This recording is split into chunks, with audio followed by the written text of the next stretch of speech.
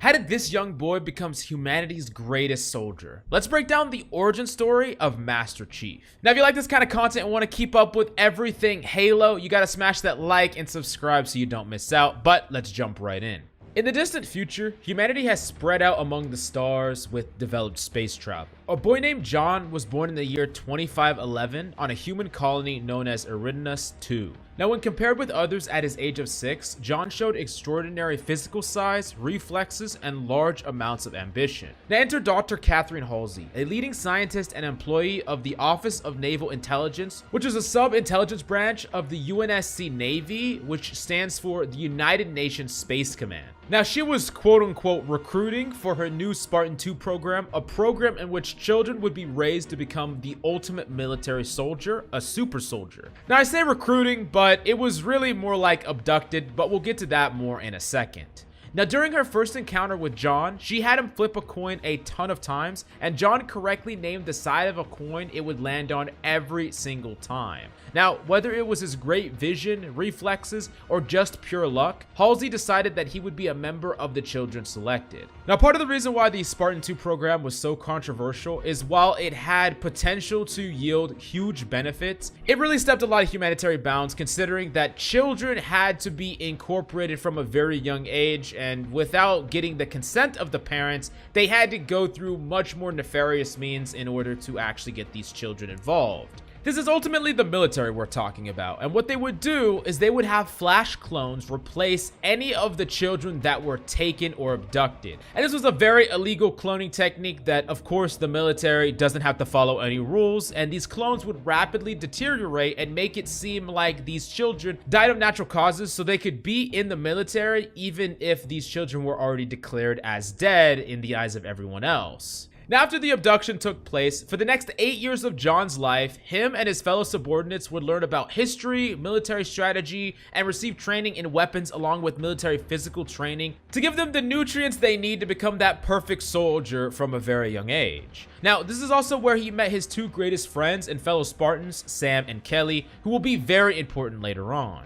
Now, John was acknowledged as a leader from early on in their small missions and distinguished himself as a squad leader, which he would soon lead many of the other Spartans. Now, the party really got started when these children reached the age of 14, and that's when they started their physical augmentation, where they were injected with many different things that enhanced them fundamentally. So there's actually a little chart here where I can read some of the things that they had actually done to them. So carbide ceramic ossification, which made it so that their bones basically became unbreakable, but there was an added risk that it might cause skeletal growth spurts or irreparable bone pulverization. They also had muscle enhancement injectors that made their muscles much more dense and intramuscular, and they had a decreased lactic acid recovery time, meaning that they could basically just run non-stop, take like a tiny break and run again, and 5% of the test subjects became fatal to cardiac arrest just because of that. There was also a catathic thyroid implant, which basically was a human growth hormone that allowed them a boost of growth in their skeletal and muscular tissue,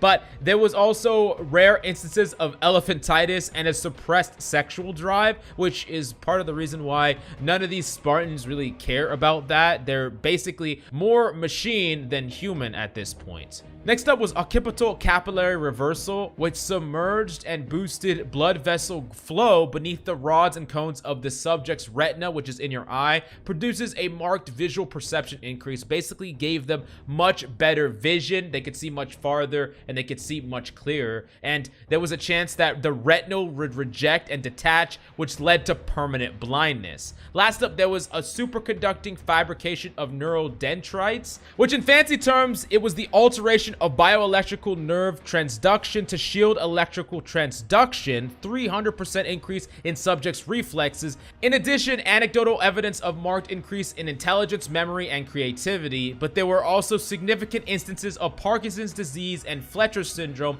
as a result. So, as you see, all of these advancements created some amazing benefits, but there were risks with every single one. By the end of it all, there were over 30 dead and 12 disabled, and John remained one of the only 33 that was still active in the Spartan-II program.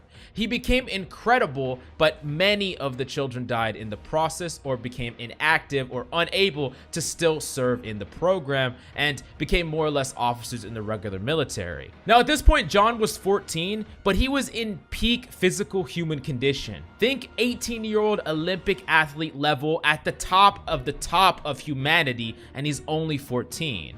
Now, a lot of these advancements and a lot of this special treatment caused deceit amongst the rest of the military towards the Spartans, and many of these other groups would antagonize the Spartans and John specifically. In a boxing gym, 4 adult ODST or orbital drop shock troopers antagonized John and wanted to fight him, and John just fought them all at the same time. And you got to understand that this was right after Augmentation, where John didn't even know his own strength, and many of the people that he grew up with just died or became disabled because of the procedures. So he did not hold back at all, and he accidentally killed 2 of them and seriously killed 2 others. Even though he felt very angry at the time, afterwards he was very mentally tormented because ultimately these were members of the same military that he was part of, and John is a very good guy at heart. Now, after many successful missions and some time, the Spartans were notified about the first human Covenant contact on a planet called Harvest. Now, the Covenant is a tyrannical alien religious group who would absorb other alien races into their class hierarchy and wage war on populations to expand the Covenant. Now, Dr. Halsey, utilizing a combination of human and alien technology, developed the MJOLNIR-powered assault armor, which increases a Spartan's abilities immensely. Think of an exoskeleton where whatever you wanted to do, you could do it faster, stronger. You move, it moves. You could also be underwater for large amounts of time. You were immune to toxic gas. You were more survivable and could take tons of gunfire without dying. You weren't susceptible to radiation, and the list goes on and on. Essentially, while all the other modification made you surpass humanity,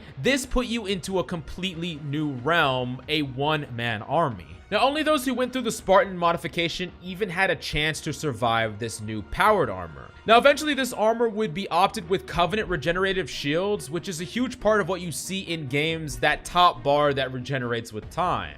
Now, Master Chief would lead the first conflicts on his missions against the Covenant, and he actually fully actualized himself as a leader, a super soldier, and eventually he would be dubbed that Master Chief title, although that's got to be a story for later. But this is definitely a good introduction into the story and legacy of Master Chief. I hope for those of you who know Master Chief, this was a really nice flashback for you, and those who didn't, you learned something. But if you have any questions, definitely let me know down below, and smash that like, subscribe, and let us know what you want to see more on this channel. Halo Infinite is coming soon, but I can definitely do more lore content. You just gotta let me know. But thank you so much for coming by. Hope you enjoyed the video. Drink some water and hydrate, and I'll see y'all next time.